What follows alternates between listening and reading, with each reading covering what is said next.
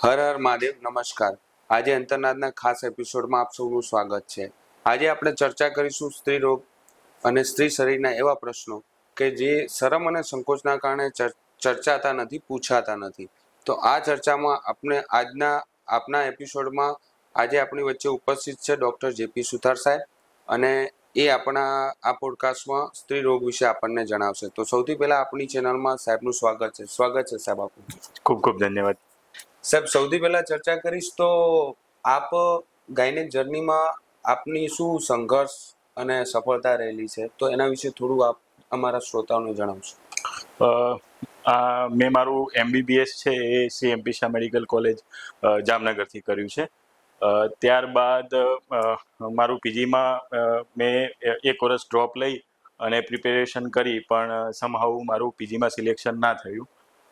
પછી કેટલીક પરિસ્થિતિઓ આપણને હોય કે જે આપણે પરસ્યુ કરી શકતા નથી હોતા આગળ, તો એના સંદર્ભે મેં પછી ગવર્મેન્ટની અંદર GPSC ક્લાસ 2 ઓફિસર તરીકે હું જોઈન થયો અને મેં 5 વર્ષ સુધી ગવર્મેન્ટમાં સર્વિસ આપી છે. જી. અને ત્યારબાદ મેં એમાંથી રાજીનામું આપી અને મારું ગાયનેક કર્યું છે જનરલ હોસ્પિટલ ખેડબ્રહ્માથી.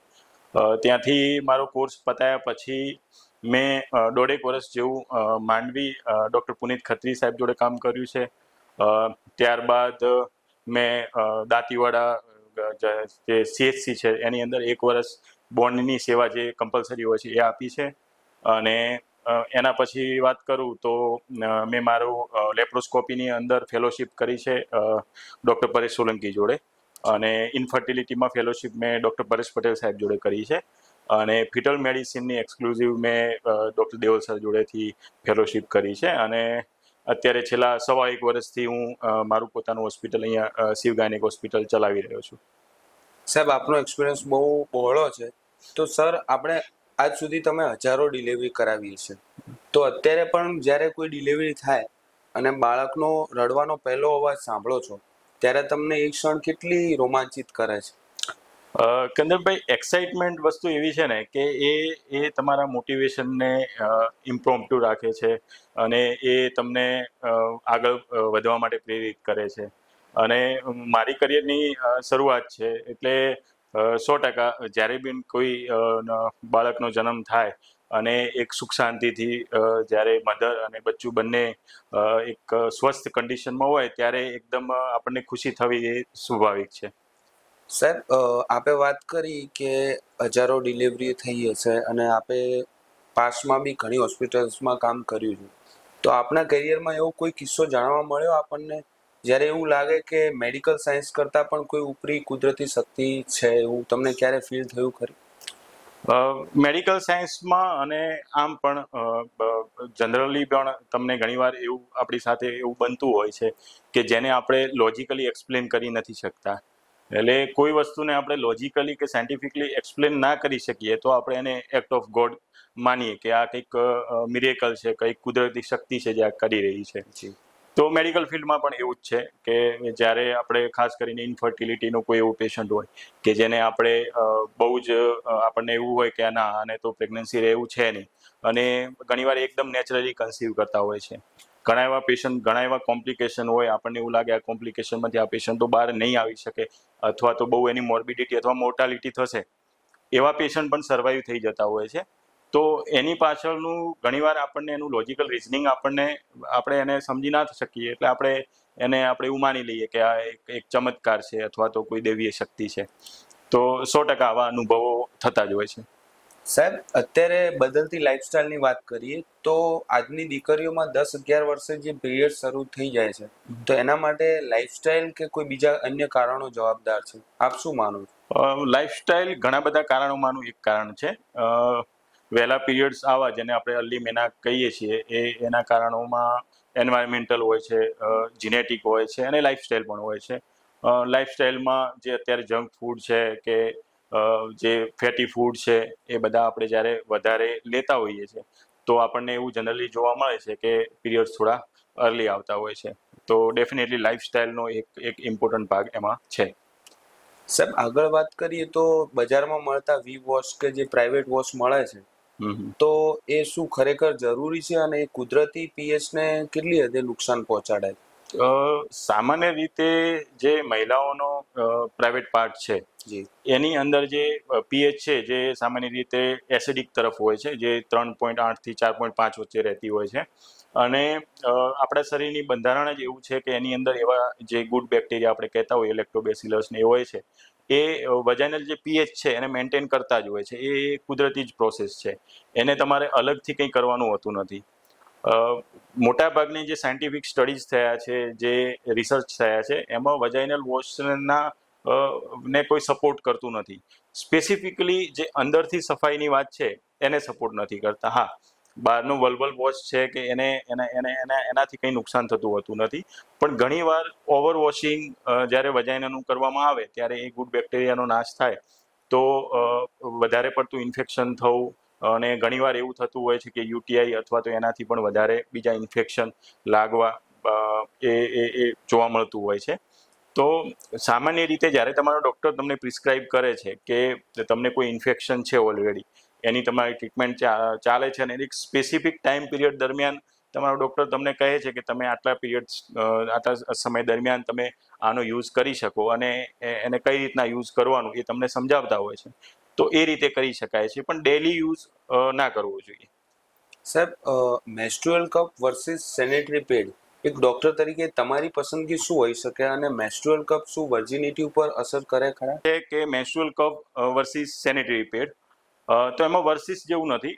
મેન્સ્ટ્રુઅલ કપ છે એના હું તમને ફાયદા અને થોડું એના લિમિટેશન સમજાવું તો મેન્સ્ટ્રુઅલ કપ એવી વસ્તુ છે, એ કોસ્ટ ઇફેક્ટિવ છે, એન્વાયરમેન્ટ ફ્રેન્ડલી છે, એને તમે વારંવાર યુઝ કરી શકો છો, તમે એને વોશ કરી અને ફરીથી યુઝ કરી શકો છો અને લોંગ ટાઈમ માટે રાખી શકો છો. મોટા ભાગે જો તમારો મોડરેટ કે એવો ફ્લો હોય બ્લીડિંગનો તો તમે 12 કલાક માટે રાખી શકાય છે.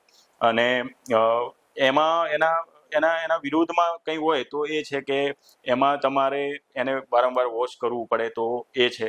બીજું, એને જે પહેરવાની ટેકનિક છે એ શીખવામાં થોડો સમય લાગી શકે. તો જે શરૂઆત બિગનર્સ હોય કે જે હવે એનો યુઝ કરવાનું ચાલુ કર્યું છે, તો એમને થોડું એ ટફ પડી શકે છે.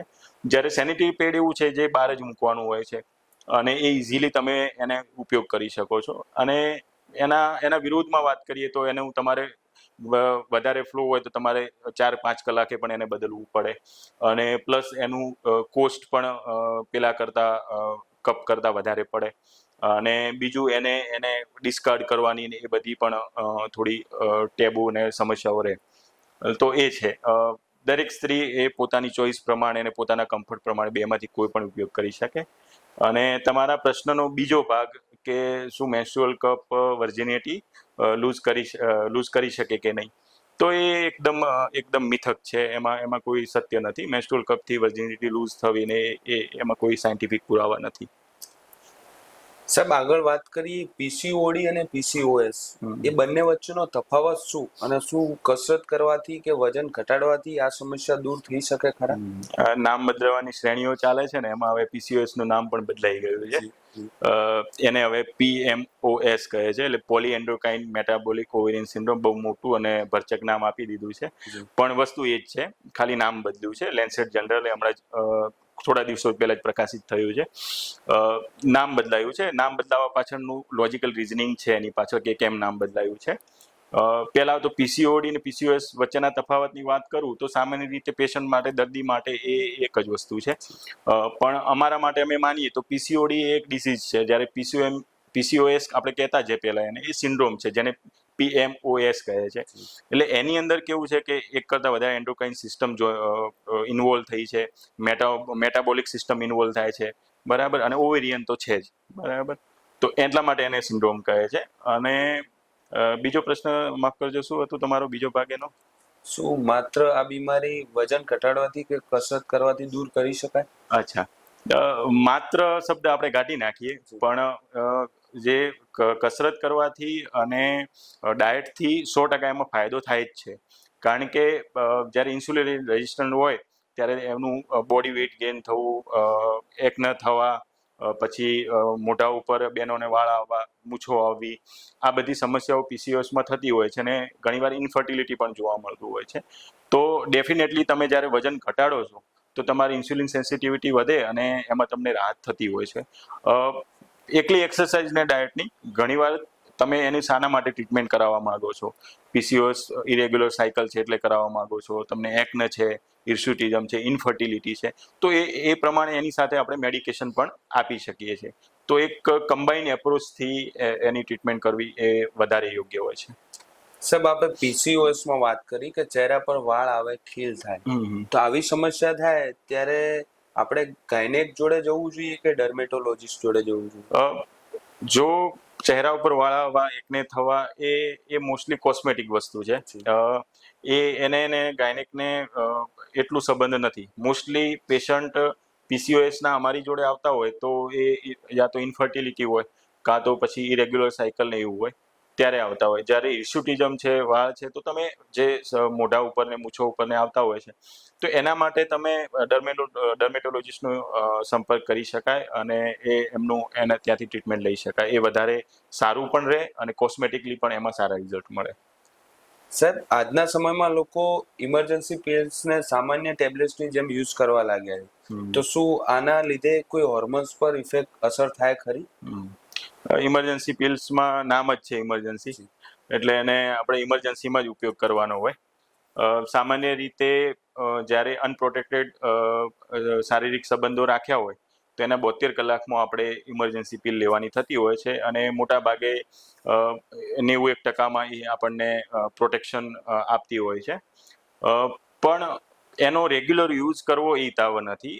અને રેગ્યુલર યુઝ તમે એને ડેલી યુઝ જેમ કરશો તો બે વસ્તુ છે. એક તો એનો જે ડોઝ છે, જે એની અંદર પ્રોજેસ્ટ્રોન જે છે એનો જે ડોઝ છે એ હાયર ડોઝ છે. જે નોર્મલી આપણે કોન્ટ્રાસેપ્ટિવ પિલ વાપરતા હોઈએ છીએ, ઓસી પિલ વાપરતા હોઈએ છીએ, એના કરતાં ડોઝ હાયર છે. એટલે એક તમને ફોલ્સ સેન્સ આપશે પ્રોટેક્શનની, જે પ્રોટેક્શન આપી નથી રહ્યું પણ તમને એક ફોલ્સ સેન્સ છે પ્રોટેક્શનની, એટલે અનવોન્ટેડ પ્રેગ્નન્સી થવાના ચાન્સીસ વધારે હશે. ઇન્ટરમેસ્ટ્રુઅલ બ્લીડિંગ છે, વચ્ચે બ્લીડિંગ થવું, એક્સેસિવ બ્લીડિંગ થવું, બીજા સિમ્ટમ જે થવા, એ ઇરેગ્યુલર સાયકલ થવું, આવા ઘણા બધી સમસ્યાઓ થતી હોય છે. તો હિતાવ એ છે કે ઇમરજન્સી પિલનો ઉપયોગ ઇમરજન્સી માટે જ કરવામાં આવે. જ્યારે તમારે રેગ્યુલર કોન્ટ્રાસેપ્શનની જરૂર છે તો અન્ય મેથડ છે, જેમાં બેરિયર મેથડમાં કોન્ડોમ છે કે એ તમે ઉપયોગ કરી શકો. અને બાકી તમે કોન્ટ્રાસેપ્ટિવ પિલ્સ આવે છે રેગ્યુલર, એ લઈ શકો. અથવા તો 3 મહિને આપણે એકવાર ઇન્જેક્શન લેતા હોઈએ છીએ, જે અંતરાને આવે છે, ગવર્મેન્ટમાં પણ એ અવેલેબલ હોય છે, એ લઈ શકાય છે. સાહેબ, હવે આગળ વાત કરીએ તો કેટલીક ગર્ભધારણ વખતેની અફવાઓ છે, તો હું એવું ઈચ્છીશ કે આપના માધ્યમથી એ લોકો સુધી મેસેજ પહોંચે કે એના પાછળ વિજ્ઞાન શું છે અને સાચી હકીકત શું છે. શું સાહેબ, ગર્ભધારણ બાળક વખતે આપણે કેસર ખાઈએ તો શું બાળક ગોરું આવે, આવું બધું સામાજિક છે, તો શું એ સાચું છે? કેસર ખાવાથી ગોરા આવતા હોત તો આપણે બંને પણ ગોરા જ હોત. એ અફવા છે, બિલકુલ અફવા છે. એમાં કોઈ પણ પ્રકારનું સત્ય નથી. માણસનો રંગ શું આવશે, બાળકનો રંગ શું આવશે, એની હાઈટ શું આવશે, એની આંખો કેવી હશે, એ બધું જ તમારા મમ્મી પપ્પાના જીન્સ નક્કી કરે છે. તો એમાં કોઈ કેસર ખાવાથી તમે તમારા જીનને અલ્ટર નહીં કરી શકો. સાહેબ, બીજી અફવા એ પણ છે સામાજિક કે પપૈયું ખાવાથી ગર્ભપાત થાય છે, તો શું આ સાચું છે? પપૈયામાં એવું છે ને કે જે રાઈપ પપૈયું છે, જેને આપણે પાકું પપૈયું કહીએ છીએ, એની અંદરથી ખાવાથી કોઈ નુકસાન નથી થતું હતું. પણ અનરાઈપ પપૈયામાં કેટલાક રિસર્ચ એવા થયા છે. સાહેબ, રાઈપ અને અનરાઈપ? અચ્છા, જે રાઈપ એટલે આપણે જે પાકું પપૈયું છે, એકદમ જે પીળું અને પાકું થયેલું હોય છે, એ આપણે એને રાઈપ કહીએ છીએ. અનરાઈપ એટલે કે જે ગ્રીન હોય છે, જે કાચું પપૈયું છે, એ અનરાઈપ છે. તો જે અનરાઈપ પપૈયું છે એની અંદર પેપેન કરીને એન્ઝાઇમ આવે છે, તો એ ઘણીવાર યુટ્રાઇન કોન્ટ્રાક્શન કરતું હોય છે. તો એના કારણે એક આઉટસાઇડ સંભાવના હોઈ શકે એબોર્શન થવાની, પણ જરૂરી નથી કે તમે કાચું પપૈયું લેશો તો એબોર્શન થશે જ. એટલે જે લોકો એનો ઇલોજિકલ અને ઇલીગલ યુઝ કરે છે, એમને સમજવું જોઈએ કે એ કોઈ સાચો રસ્તો નથી. જો તમારે કોઈ અનવોન્ટેડ પ્રેગ્નન્સી છે તો તમારે ડોક્ટરની જ સલાહ લેવી જોઈએ. એમાં પપૈયાનો સહારો લેવાનો મતલબ નથી, બરાબર? તમે કાચું, અને મોટા ભાગે બધા પાકું પપૈયું જ ખાતા હોય, કાચું પપૈયું તો લગભગ ખાતા નહીં હોય. એટલે અફવા જ છે. ઓકે સાહેબ, હવે આગળ વાત કરું તો પેટના આકાર પરથી જાણી શકાય કે છોકરો હશે કે છોકરી હશે. એટલે સામાજિક ચર્ચા બહુ જોવા મળે છે, તો એ પણ સાચું કે ખોટું? તમે આ પ્રશ્ન કર્યો છે ને, ઘણી વાર આવું અમને આ લેબર રૂમમાં જોવા મળતું હોય છે કે જ્યારે બાબો કે બેબી આવે ત્યારે જોડે બા ઉભા હોય એ કે સાહેબ અમને તો ખબર જ હતી આના પેટનો આકાર આવો હતો, એટલે બેબી આવી છે, આવો હતો એટલે બાબો આવ્યો છે. પણ આનું થોડું બેકગ્રાઉન્ડ આપણે લોજિકલી વિચારીએ તો સમજો કે થોડો અમુક વર્ષો પહેલા, આપણે 25-30 વર્ષ પહેલા સોનોગ્રાફી નથી, તો એ વખતે લોકો પેટનો આકાર જોઈએ અને એક વાઇલ્ડ પ્રિડિક્શન મૂકતા કે છોકરો આવશે કે છોકરી આવશે. હવે સંભાવના તો બે જ છે, કાં તો છોકરો આવશે તો છોકરી. એટલે તમે એની પોઈન્ટ ઓફ ટાઈમ તમારે 50% સાચા પડવાની શક્યતા તો ખરી છે, બરાબર? એટલે તમે 50%માં સાચા પડો છો ત્યારે તમે એને, અને તમે એ જ બતાવવાના છો કે મેં આને કીધું તું. તમે એ તો નથી કહેવાના મેં આને કીધું તું ને આ ખોટું પડ્યું છે, બરાબર? તમે શાનો પ્રચાર કરવાના? તમે સાચા છો એમાં. એટલે સિલેક્ટિવ ઇન્ફોર્મેશન ટ્રાન્સમિટ જ્યારે થતી હોય ત્યારે જે સત્ય છે એ એની પાછળ છુપાઈ જાય, બરાબર? તો આ જે છે મીટર, એ વર્ષોથી સિલેક્ટિવ ઇન્ફોર્મેશન ટ્રાન્સમિટ જે થઈ રહી છે, બસ એનો જ પ્રભાવ છે. આમાં કોઈ પણ પ્રકારનું સત્ય નથી, અને એવા આકાર જોઈ અને એવી કોઈ ખબર પડતી જ નથી. હા, આકાર જોઈને તમને કેટલા વીક છે, કેટલા અઠવાડિયાની પ્રેગ્નન્સી છે એ ખબર પડી શકે, બાકી નહીં. સાહેબ, ગર્ભાવસ્થા દરમિયાન જોવા મળતો ડાયાબિટીસ કે હાઈ બીપી એ માતા કે બાળક માટે કેટલો જોખમી નીવડી શકે? આપ શું કહેશો? બંને વસ્તુ, કંદરભાઈ તમે જે વાત કરી ને એ ગાયનેક તરીકે અમારા માટે ઘણીવાર નાઇટમેર થઈ જાય છે. જે ઘણા ગાયનેક અમારી પ્રેક્ટિસમાં, અમારી ઊંઘ મોટા ભાગે જો આરામ થતી હોય તો એ મોટા ભાગે આવા કેસીસમાં થતી હોય છે. બંનેની વાત કરીશ. પહેલા ડાયાબિટીસની વાત કરું તો મોટા ભાગે કેવું છે કે આપણે દરેક ગવર્મેન્ટ હોસ્પિટલ હોય કે પ્રાઇવેટ હોસ્પિટલ હોય, બધામાં ડાયાબિટીસનું સ્ક્રીનિંગ થતું જ હોય છે. તો મારી સલાહ એ છે કે જ્યારે બી કોઈ બેનને પ્રેગ્નન્સી રહે છે, ત્યારે જ્યારે તમારો ડૉક્ટર તમને સલાહ આપે છે, તો ત્યારે થાઇરોઇડ, થેલેસેમિયા અને ડાયાબિટીસ, જ્યારે તમારી પ્રેગ્નન્સી રહે છે ત્યારે તમારે આ 3 ટેસ્ટ કમ્પલસરી કરાવી લેવા જોઈએ. બીજી વસ્તુ છે, એમાંથી તમને ડાયગ્નોઝ થશે ડાયાબિટીસ છે. હવે ડાયાબિટીસની અસર કહું ને તો ડાયાબિટીસની અસર મધર ઉપર અને બેબી ઉપર, બંને ઉપર થાય છે, બરાબર?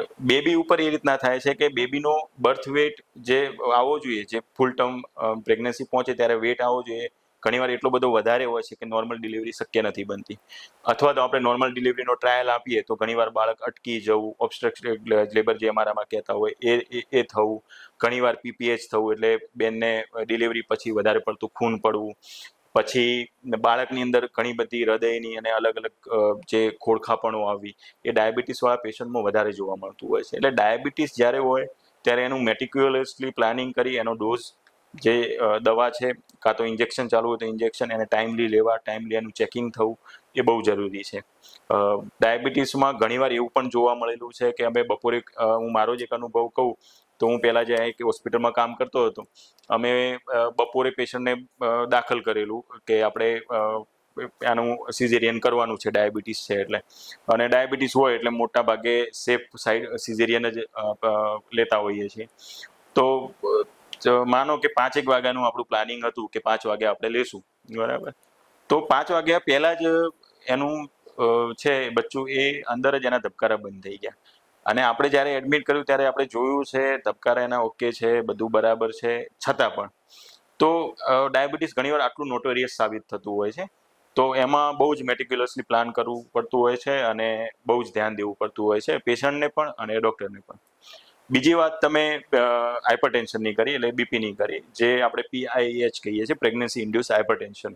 મોટાભાગે 5 મહિના પછી બીપી વધતું હોય છે ત્યારે આપણે એને PIH કહેતા હોઈએ છીએ. એના ઘણા બધા સિમ્ટમ હોય છે, પગે સોજા આવવા, પેશાબનો રિપોર્ટ કરાવીએ તો એની અંદર આલ્બ્યુમિન આવવું, બીપી આપણે જ્યારે માપતા હોઈએ છીએ ત્યારે. અને દરેક સ્ક્રીનિંગ બીપીનું છે, તમે એવરી વિઝિટ જ્યારે કોઈ બી ડૉક્ટર પાસે જતા હો ત્યારે તમારું દર વખતે બીપી મપાતું જ હોય છે.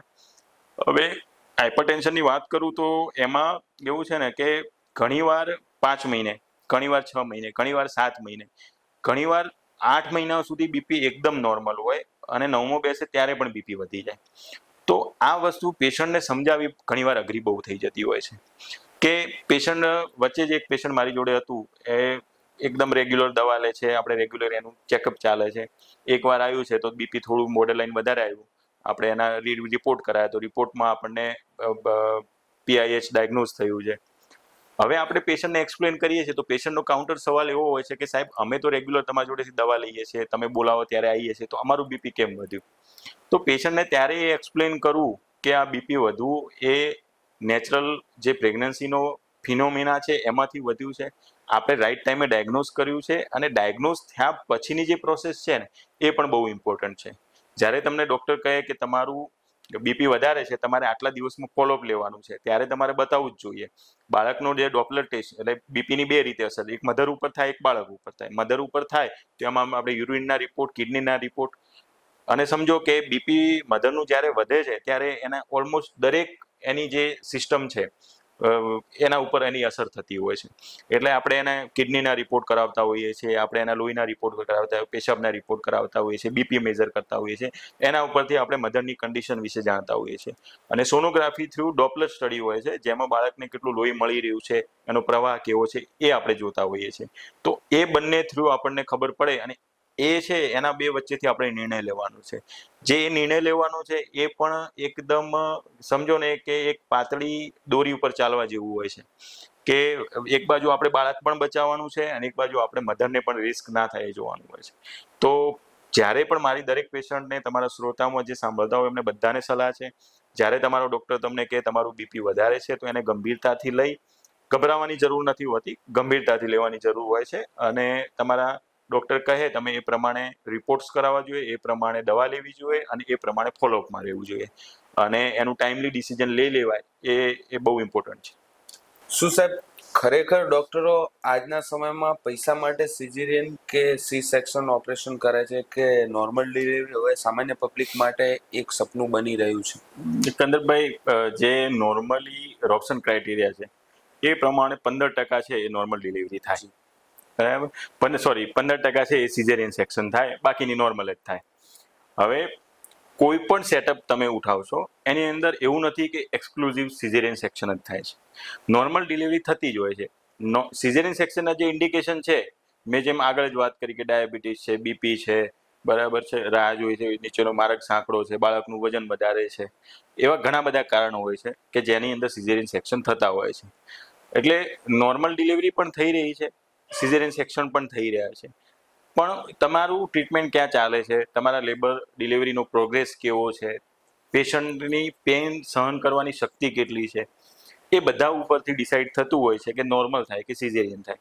ઘણીવાર કેવું છે કે સામાન્ય દુખાવો ઉપડ્યો અને થોડું લેબર પ્રોગ્રેસ થાય અને દુખાવાની ઇન્ટેન્સિટી વધે એટલે સગા જ કહી દેતા હોય છે કે અમારી બેન છે કે અમારી દીકરી છે એ દુખાવો સહન નહીં કરી શકે, એને હેરાન થતી અમે નહીં જોઈ શકતા, તમે સિઝેરિયન કરી દો. તો સિઝેરિયન થવાનો જે રેટ વધી રહ્યો છે એના કારણ છે મલ્ટીફેક્ટોરિયલ છે. આપણે એક ડોક્ટરને એકલા ઉપર જ બ્લેમ નાખી દઈએ એ યોગ્ય નથી. સાહેબ મોડર્ન સ્ટ્રગલની અત્યારે વાત કરું તો બાયોલોજિકલ ક્લોક વિરુદ્ધ કેરિયરની વાત કરીએ આપણે, તો સ્ત્રીની એક માતા બનવાની પરફેક્ટ ઉંમર શું હોઈ શકે, અને 30-35 વર્ષે માતા બનવું કેટલું રિસ્કી હોઈ શકે? આ સમયગાળા દરમિયાન કેરિયર પણ ચૂઝ કરવાનું હોય છે, તો આ વિશે આપ શું કહેશો?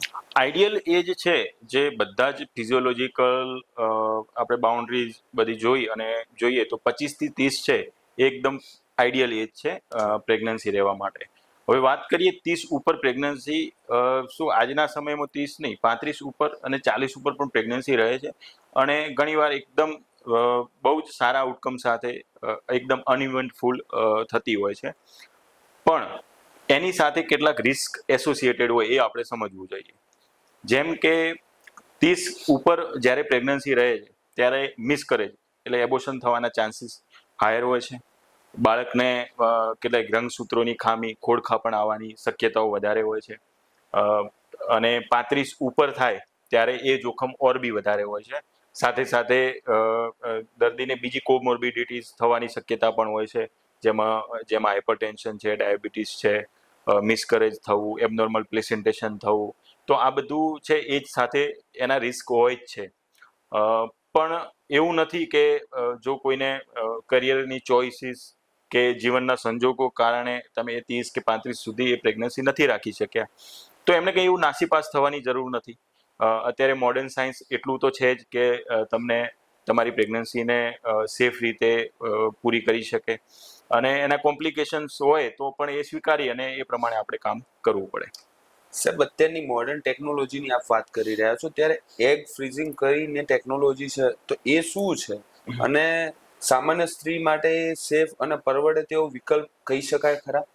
હવે એગ ફ્રીઝિંગ એ એવો કોન્સેપ્ટ છે કે જેમાં જ્યારે કોઈ સ્ત્રી છે એને અત્યારે પ્રેગ્નન્સી નથી રાખવી, ત્યારે એની અંદર જે સામાન્ય રીતે એગ્સ બનતા હોય છે એ એગ્સને રિટ્રાઈવ કરી અને આપણે એને ફ્રીઝ કરી દેતા હોઈએ છીએ. અને જ્યારે બી એનું પ્રેગ્નન્સીનું પ્લાન હોય ત્યારે જ્યારે એની ઉંમર જશે એ રીતના એની એગ બનવાની ક્વોલિટી અને એગ બનવાની ક્ષમતા છે ઓછી થતી હોય છે. જી. તો જ્યારે 35 કે એટલા ઉંમર આસપાસ ધારો કે એ પ્રેગ્નન્સી પ્લાન કરે છે, એને કરવી છે, પણ એની એક જે બનવાની કેપેસિટી છે ઓલરેડી લોઅર થઈ ગઈ છે, ત્યારે જે એગ ફ્રીઝ કરેલા છે એ કામ આવી શકે. પણ શું સામાન્ય વ્યક્તિને કે મિડલ ક્લાસને એ પરવડી શકે એવું તો જરૂરી નથી. એ કોસ્ટલી તો છે જ. એટલે અત્યારે પ્રમાણે અત્યારના સિનારીઓમાં એ કોસ્ટલી છે, પણ વિથ કોમ્પિટિટિવ એન્વાયરમેન્ટ એ પણ કોસ્ટ ડાઉન થશે એવું માની શકાય. સાહેબ, બાયોલોજીકલ ક્લોકની વાત કરીએ તો સાથે સાથે આપણે એ પણ જોઈએ, આપણે વાત કરીએ કે વધતી જતી ઉંમર સ્ત્રીઓમાં ફર્ટિલિટી ઘટાડે છે, તો પુરુષોની બાયોલોજીકલ ક્લોક વિશે વિજ્ઞાન શું કહે છે? પુરુષ હોય સ્ત્રી હોય તમે હો કે હું, ઉંમરની અસર બધા ઉપર થવાની જ છે. તો એ રીતે પુરુષના ઉપર પણ જેમ ઉંમર થાય છે એ રીતે એના સ્પર્મ્સની ક્વોલિટી છે, એની મોટિલિટી છે, એના કાઉન્ટ છે, એની અંદર 100% ફેરફાર આવવાનો જ છે. અને સાથે સાથે એની જે લાઈફસ્ટાઈલ છે એ પણ એના ઉપર ઇફેક્ટ કરતી જ હોય છે. સાહેબ, હવે આપણે સામાજિક ટેબુ અને માનસિક સ્વાસ્થ્ય વિશે થોડી ચર્ચા કરીએ. તો જ્યારે બાળક ન થતું હોય ત્યારે આપ જોઈએ તો ઘણીવાર સ્ત્રીને દોષ દેવામાં આવે છે. તો આજનો સમાજ હજુ પણ પુરુષોમાં રિપોર્ટ્સ કરાવવા કે એ ભાવ હજી જોવા મળે છે? આપ શું કહો છો? સમય બદલાઈ રહ્યો છે એ પ્રમાણે એમાં પણ 100% આપણને ફેરફાર જોવા મળે છે. મારી પ્રેક્ટિસની વાત કરું તો આપણે સીધા પુરુષો ઉપર બ્લેમ મૂકી દઈએ કે એ લોકો રિપોર્ટ નથી કરાવતા અથવા તો સાથે નથી આવતા, એ પણ ખોટું છે. 100% અમુક પર્સન્ટેજની અંદર એ પણ છે જ અવેલેબલ. પણ અત્યારે કેટલાક એવા પુરુષો મને જોવા મળે છે જે એમના વાઈફની સાથે આવે છે, દરેક વિઝિટમાં સાથે આવે છે, બહુ જ કોઓપરેટિવ હોય છે, રિપોર્ટ્સ બી કરાવે છે. તો જે ના કરાવતા હોય એમને સલાહ છે કે તમારે કરાવવા જોઈએ, અને સ્ત્રી એકલી ઉપર બ્લેમ મૂકવો એ યોગ્ય નથી. ઇનફર્ટિલિટી એ કમ્બાઇન સ્ક્રીનિંગ હોય છે, પુરુષનું અને સ્ત્રી બંનેનું સ્ક્રીનિંગ કરવાનું હોય, અને એમાં પુરુષના બી ફેક્ટર હોઈ શકે અને સ્ત્રીનું ફી ફેક્ટર હોઈ શકે. તો એને સ્વીકારી અને એ પ્રમાણે આગળ વધવાનું થાય, એમાં કોઈના ઉપર બ્લેમ મૂકવાનું ના કરવું જોઈએ. સાહેબ, મેનોપોઝ વખતે જનરલી જોવા મળે છે કે સ્ત્રીમાં ચીડચીડિયાપણું જોવા મળે, હોટ ફ્લેશિસ ફીલ થાય, અચાનક ગરમી લાગવી, એવું બધું. તે પરિવારને આપણે કઈ રીતે સમજાવી શકીએ કે આ બાબત? આ બહુ જ ઇમ્પોર્ટન્ટ ટોપિક છે. મેનોપોઝ વિશે આપણા પરિવારોમાં કે આપણા જે પરિપ્રેક્ષ્ય છે, આપણું સામાજિક પરિપ્રેક્ષ્ય છે, એની અંદર એટલી ચર્ચા થતી નથી હોતી. સામાન્ય રીતે કરવી જોઈએ ચર્ચા. જ્યારે આપણા મધર છે કે આપણા કાકી છે, આપણા માસી છે, જે નોર્મલી મેનોપોઝલ એજમાં છે અથવા પ્રીમોનોપોઝલમાં છે, અને એમાં આપણને આ સિમ્ટમ જોવા મળે તો આપણે એક એમ્પેથેટિકલી એમના સાથે રહેવું જોઈએ, અને ઘરમાં બી બધાને સમજાવવું જોઈએ કે આ મેનોપોઝના કારણે છે, અને જેવા સિમ્ટમ હોય તો એ પ્રમાણે એની ટ્રીટમેન્ટ પણ હોય છે. આપણે જે આપણા ગાયનેક હોય એમને બતાવી અને એની હોર્મોન રિપ્લેસમેન્ટ થેરાપી બી હોય છે, અને એની ટ્રીટમેન્ટ હોય જ છે, તો એની ટ્રીટમેન્ટ પણ લેવી જોઈએ, અને સાથે સાથે એક પોઝિટિવ એન્વાયરમેન્ટ પણ રાખવું જોઈએ. સાહેબ, પોસ્ટપાર્ટમ ડિપ્રેશન વિશે વાત કરીએ તો બાળકના જન્મ પછી માતા બાળકને પ્રેમ કરવાના બદલે રડવા માંડે છે, ઉદાસ રહે છે. તો આ વસ્તુને આપણે નાટક તરીકે ના ગણી અને ક્યારે મેડિકલની મદદ લેવી જોઈએ? હા, આ બહુ સેન્સિટિવ ટોપિક છે. આવું જ્યારે બી આપણા કુટુંબમાં કે આપણી આસપાસ જોવા મળે કે કોઈ બેન છે જેનું હમણાં જ સુવાવડ થઈ છે, એ બેન સતત ઉદાસીન રહે છે, એના બાળક પ્રત્યે વાલ નથી આવતો, સતત રડ્યા કરે છે, એને પોતાના વિશે બહુ ઘૃણા ભાવ રહે છે, એને હોપલેસનેસ લાગે છે, એને એવું ફીલ થાય છે કે હું વર્ધી નથી. તો એવા સમયમાં અને આવા બધા સિમ્ટમ એને 2 અઠવાડિયાથી વધારે રહેતા હોય, એ પોતાના જ બાળકને હાર્મ કરવા જઈ રહી હોય અથવા નિગ્લેક્ટ કરી રહી હોય, તો આ બધા જે સિમ્ટમ છે પોસ્ટપાર્ટમ ડિપ્રેશનના હોય છે.